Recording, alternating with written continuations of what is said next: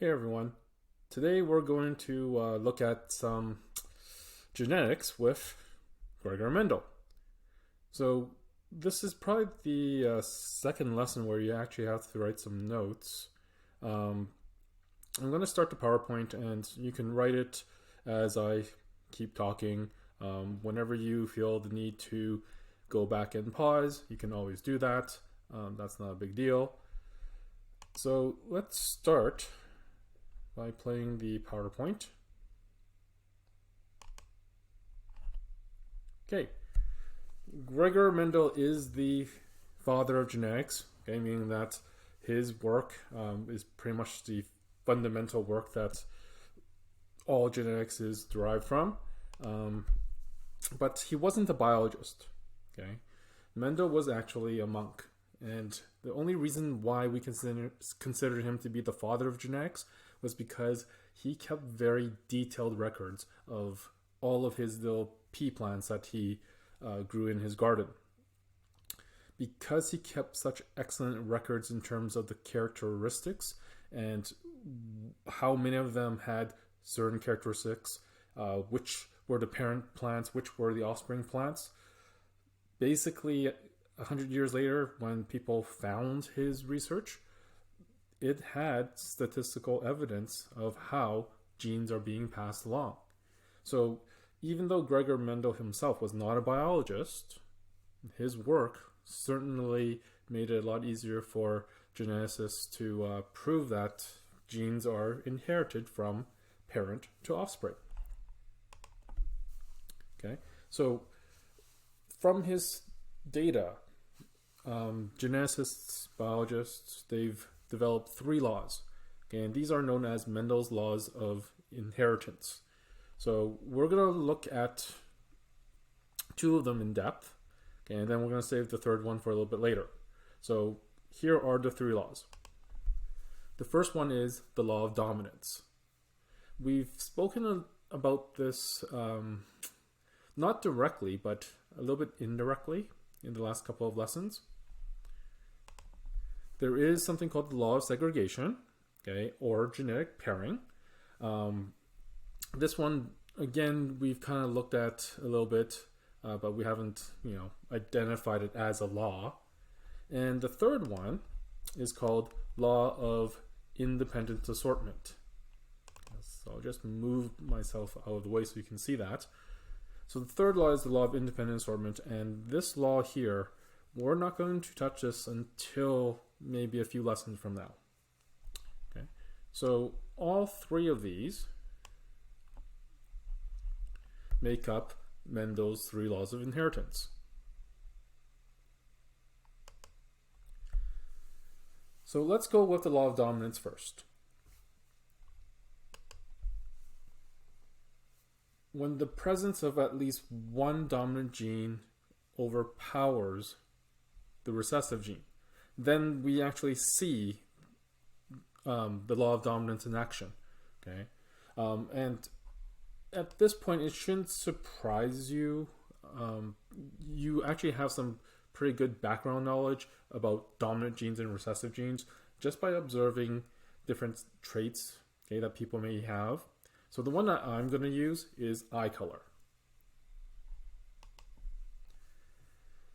So as we established, eye color is a physical characteristic, and it's a trait that we can easily follow from one generation to the next.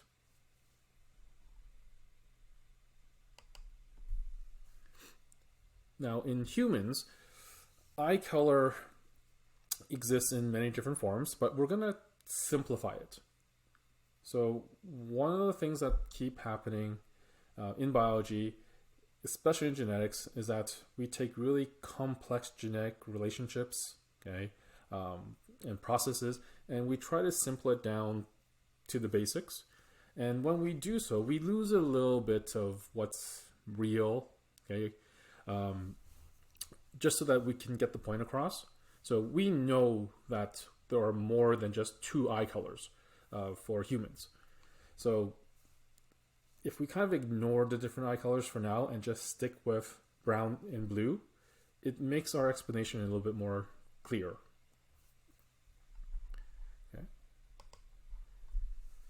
So a lot of you guys probably know someone who have brown eyes, and you probably have seen someone who have blue eyes. They're pretty common, okay? But they're both controlled by different genes or alleles. So you have a gene for brown eyes, okay? And brown eye color is actually dominant over blue, okay? So we use capital B to represent the gene for brown eyes. And because the blue characteristic is recessive, we use lowercase b to represent the gene for blue eyes. Now, because brown eye genes and blue eye genes are different, they're considered to be alleles of each other. Okay, so alleles, like we said before, is a different version of the same gene. Okay, because both gene codes for eye color. It's just that one codes for brown, the other for blue. Both of these genes can be found on the 15th chromosome. Okay, and humans typically have 46 chromosomes in total, but on number 15, that's where this particular gene is located.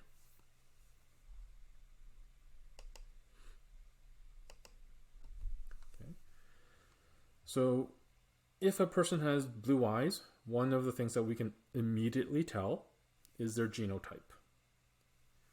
People with blue eyes must have 2 recessive genes. So to symbolize that, we use 2 lowercase b's. People with brown eyes, okay, can have a genotype of big B or big B small b.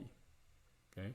Notice that in both scenarios, you have at least one dominant gene. Okay. In the big B case, that's considered to be the homozygous dominant trait, or sorry, not trait, but homozygous dominant genotype. And for big B small b, that's the heterozygous dominant phenotype. Okay, it's heterozygous because hetero means different, and you do have 2 different alleles present. You have a big B and a small b. So again, big B, small b, they're just different versions, okay, of this B gene, and that's why we call them alleles. Okay. So to give you a visual of what I'm talking about, if you look at the image, you'll see that there are 2 chromosomes. Now, one chromosome is technically from the father, the other one's from the mother. Okay, and for the sake of argument, let's just say the mother's chromosome is the first one. Okay, so she is contributing an allele for phenotype A. Okay, phenotype A could be brown eyes. The other one is contributing a allele for phenotype B, which could be blue eyes, and that's from the father, right? So this one individual, their offspring, carries a gene from mom and a gene from dad. But because they're both different, okay, one gene might dominate over the other.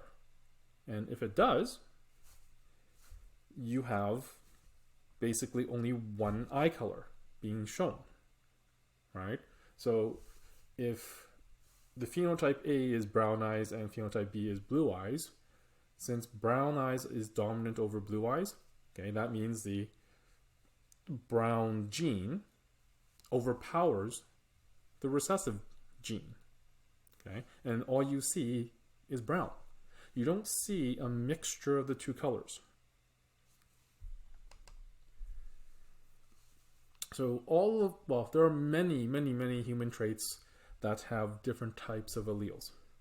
Okay, so hair color, height, sometimes even intelligence is thought of as a combination of genes that are probably made up of dominant and recessive genes as well. So again, when we simplify things, okay, such as eye color, in having only 2 phenotypes, okay, it makes it a lot easier for us to get the point across.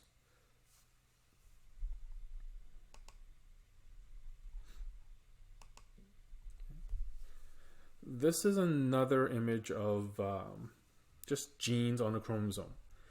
What I like about this one here is that it talks about a situation where you have homologous chromosomes, meaning that these two chromosomes, okay, you can see here that these two chromosomes are about the same size. And because they're the same size, they're most likely matching chromosomes to each other. So one of them could be from mom, the other one could be from dad. It's the same chromosome number, and because they're the same type of chromosome, when you look at their genes and you look across, okay, and here they kind of identified it as small a, big B, small c, right? These genes here code for the same trait. These genes here code for a different trait. And again, these genes code for a third trait. So as a geneticist, we do want to know what these genes code for, okay? And if they're different, we want to know how they're different. What kind of phenotypes would they express? So in this case here, you see a heterozygous. So because you have a dominant gene, whatever this is coding for, that's what you will see. Here, you don't have a choice. They're both big B. They're both dominant, so homozygous dominant. So you're only going to see the dominant characteristic for this trait. And here, since these are two recessives, you're only going to see the recessive characteristic for this trait. Okay, you won't be able to see what the dominant version looks like because neither of these is dominant. Okay.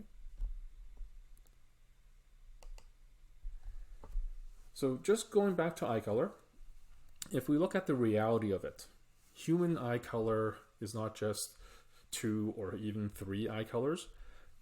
There's a blended model of eye colors, kind of like a spectrum. Okay, so you've heard of people having blue eyes, but even the blue eyes could be light blue, dark blue, icy blue, blue-gray, and then some people have gray eyes, some people have green eyes, someone might have hazel eyes, okay, someone might have a light brown eye color or a dark brown eye color. All of these eye colors is actually complicated because it involves more than one gene or one set of genes. Most of the time, within a group, okay, it's controlled by 2 genes. In this case, there's a set of genes that we already identified as genes on chromosome 15, but there's also another gene that's found on chromosome 19, okay, that could influence green-blue color, right? So what this means is if you have a blue gene on chromosome 15 and another blue gene on chromosome 19, and they're both different kinds of blue genes, your blue eye color might be different from another person's blue eye color. Okay, maybe just slightly, but different enough. Now, eye color itself depends on pigments. Okay, very similar to the pigments on your skin. So you kind of know what happens when you walk out into the sun and then the UV light tans your skin. Well, that's only because your skin has pigments called melanin, just like in your eyes. The whole point of melanin on your skin is to darken so that it protects skin cells underneath from the strong effects of UV light. Okay. The pigment in eye color is what's causing your eyes to appear either lighter or darker. So if you have dark eyes, that means you have more melanin. If your eye color is lighter, it means you have less melanin. Okay, and of course, because you can have a range of dark and light, there's a whole range of possible colors in between. Okay, and a whole range of light and dark in between.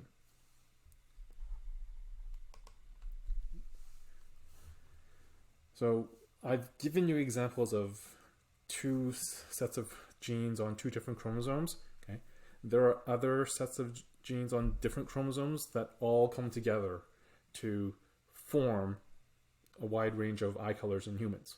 Okay, and even in the individual.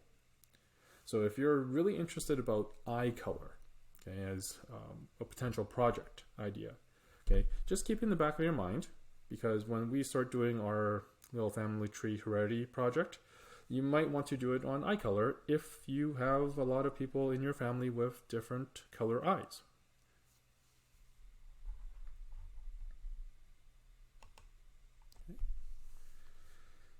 Next, we come to the law of segregation, bracket, and pairing. Okay, to segregate means to split apart, and pairing, of course, means to come back together again. So this process is what really starts to create the different variety of genes that a person might inherit. Okay, so the usual scenario is you get your genes from your mom and your dad. Okay, and because you take one gene from your mom and one gene from your dad, genes usually exist as pairs. Okay, in terms of their effects.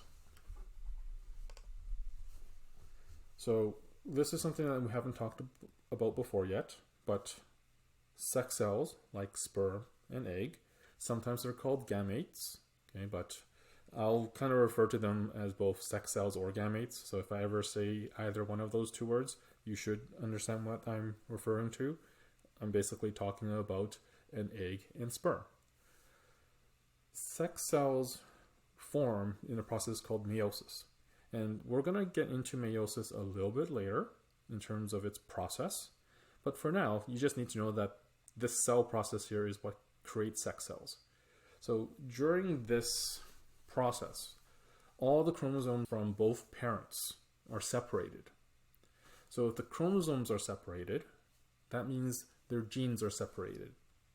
And when they actually start to create those sex cells, those genes are placed inside a sperm and an egg in different combinations.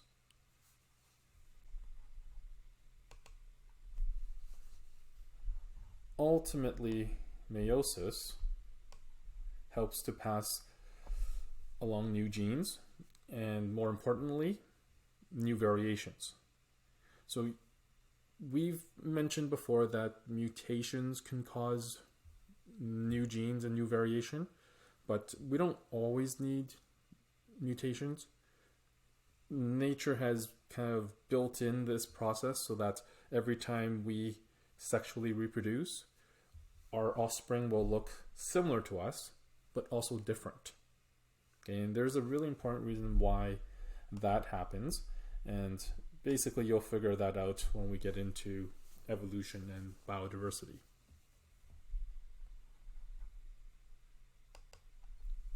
Okay, so let's look at what law of segregation really means. When an egg is fertilized by a sperm, you have different combinations of alleles that are possible. And you've actually seen some of these combinations already. Like we've talked about it in the last law.